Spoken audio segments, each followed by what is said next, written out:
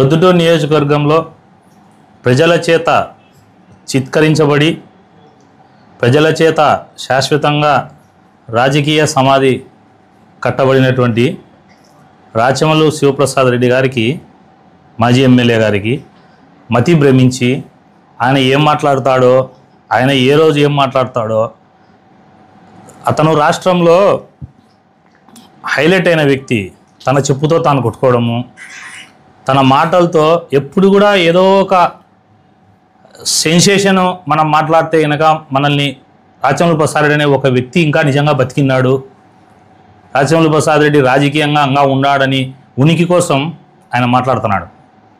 నేను రాచమల్లు ప్రసాద్ రెడ్డి గారిని ఒక క్వశ్చన్ అడగదలుచుకున్నాను. నువ్వు సూటిగా ఆన్సర్ చెప్పు, దొంగతీయుడు మాటలొద్దు, నువ్వు హేళనగా మాట్లాడే మాటలొద్దు, స్ట్రైట్ ఫార్వర్డ్గా పొద్దుటూరు ప్రజల తరపున నిన్ను ఒక క్వశ్చన్ అడుగుతున్నా. మొన్న కడపలో మీటింగ్ జరిగింది మీ పార్టీకి సంబంధించింది, మళ్ళీ నిన్న పొద్దుటూరులో ఏందో మీటింగ్ పెట్టావు, మీ పార్టీ మీటింగ్ నువ్వు పెట్టుకున్నావు. దాంట్లో పొద్దునొగులు ఒక మాట మాట్లాడుతున్నావు, నేను పగ కోసమే బతికిండా, ప్రతి నిమిషము నాకు తెలుగుదేశం పార్టీ నాయకుల మీద పగ తీర్చుకోవడానికి బతికిండా, 29 దాకా వద్దు, ఏందో 26లో వస్తే పగ తీర్చుకుంటా అంటావు. అసలు నువ్వు ప్రొద్దుటూరు ప్రజలకు మేలు చేయాలన్నావా? పగలు పెంచుకొని ఫ్యాక్షన్లు, మర్డర్లు, రౌడీజము, దోపిడీలు ఇవి చేయాలన్నావా? నువ్వు ఎందుకు ఓడిపోయినావో ఆలోచన చేసుకో. మాటికి ఇది ప్రజాస్వామ్యం, పగ ఎందుకు స్వామి నీకు? ప్రేమించే ఆ ప్రజల్ని, నీకు కూడా చెప్తానా, నువ్వు మనుషుల్ని ప్రజలను ఫస్ట్ ప్రేమించడం నేర్చుకో. ఎందుకు నీకు పగ? మాటికి నేను 24 గంటలు తెలుగుదేశం పార్టీ నాయకులు నాకు గుర్తొస్తున్నారు, అన్నం చూసినా కూడా నాకు పగ గుర్తొస్తుంది అంటావు. సైకలాజికల్గా డిస్టర్బ్ అయినావా? నీకేమన్నా మానసికంగా వ్యాధి వచ్చిందా? సార్ డాక్టర్ కన్నా చూపించుకో. మాటికి పగ పగ పగ అంటావు. నీ మాదిరి నేను కన్నా పగ పెంచుకుంటే ఒక క్వశ్చన్కి ఆన్సర్ చెప్పు. నేను కూడా నీ మీద పగ పెంచుకుంటే ఈరోజు నీ అధికార పార్టీలో ఉన్నా. 1 గంట చాలు నాకు టైం. నీ మీద పగ తెచ్చుకోవాలంటే 1 గంట. నువ్వు 4.5 సంవత్సరాలు నన్ను వేధించిన దానికి, నా కుటుంబాన్ని మాట్లాడినావు, నన్ను వ్యక్తిగతంగా మాట్లాడినావు, నా పైన రాళ్ళు వేయించినావు, మా ఇంటి పైన దాడి చేయించినావు, నా మీద అక్రమంగా కేసు పెట్టి జైల్లో పెట్టించినావు, నా మీద 16-17 కేసులు రిజిస్టర్ చేయించినావు. ఇన్ని చేసినావు. ఏ రోజున్నా ఇప్పటికి గవర్నమెంట్ వచ్చి తెలుగుదేశం పార్టీ సంవత్సరం రోజులైంది, పగ అనే పదం నా నోట్లోంచి వచ్చిందా? ఏ రోజన్నా నీ పైన పగ తెచ్చుకునే చర్య నేను చేసినానా?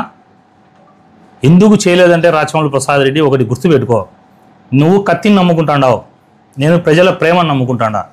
ఈరోజు నాకు తెలుగుదేశం పార్టీలో నేను పోటీ చేసే అవకాశం లేకపోయినా కూడా, నాకు పార్టీ అవకాశం ఇవ్వకపోయినా కూడా, నేను పదే ముఖ్యమంత్రి గారి దగ్గరికి, లోకేష్ గారి దగ్గరికి పోయి ప్రొద్దుటూరు నియోజకవర్గంలో ప్రజలకు ఏం కావాలని అడుగుతున్నా. నువ్వు పొద్దున్న లేచాల నుంచి పగ పగ పగ, మా తెలుగుదేశం పార్టీ నాయకులు మా మీద ఏం, నీకు ఎందుకు పగ? రాజ్యాంగంలో పగ అనేదానికి ఉందా, స్థానం ఉందా? పోనీ చదువుకునే నవీన యుగం ఇది, అందరం చదువుకునే వాళ్ళు. ఇప్పుడు విద్యార్థులంతా చదువుకుంటా టెక్నాలజీ వైపోతా అంటే నువ్వు ఫ్యాక్షన్ వైపు పొద్దుటూరు తీసుకుపోతావా? ఏంది నీ పగ? నీ పగ మురిగే కుక్క లాంటిది, నువ్వు మరుగుతానే ఉంటావు. పగ లేదు, నీకు బొచ్చు లేదు. ఊరికే పొద్దున్న లేచాల నుంచి నేను పగ తీర్చుకుంటా ఏం తీర్చుకుంటావు? ఎందుకే నీకు అంత పగ? రా, ప్రొద్దుటూరు అభివృద్ధి గురించి ఇప్పుడు నీకు చెప్తానా నేను. అభివృద్ధి గురించి, ప్రొద్దుటూరుకు సంబంధించిన ప్రజల సౌకర్యాలు అభివృద్ధి మీద ప్రతిపక్ష పార్టీలు ఉండవు.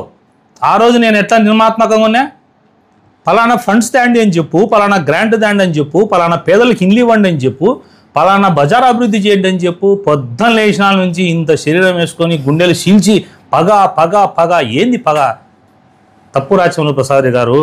పగను పక్కన పెట్టి డెవలప్మెంట్ వైపు రా. రెండోది ఏమంటావు? వైఎస్ఆర్ కాంగ్రెస్ పార్టీ కార్యకర్తలు నన్ను నమ్మండి, నా నాలుకలో నుంచి నాభిలోంచి వచ్చిందంటే, నీకు ఆ రోజు చెప్పినా నీ రోజు చెప్పినా, నీకు చెప్తే నువ్వు దాన్ని టేక్ ఇట్ ఈజీగా మాట్లాడతావు. స్వామి, నువ్వు గొంతు కోసుకొని శివాలయం కాడ పడిపోయినా కూడా నువ్వు చచ్చిపోతావన్నే మీ వైఎస్ఆర్ కాంగ్రెస్ పార్టీ నాయకులు రారు. ఇది ఒక యాక్షన్లే అనుకుంటారు.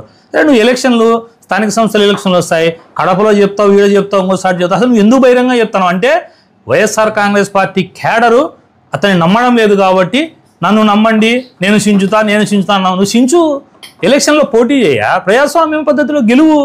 నిన్ను ఎవరైనా వద్దంటారా?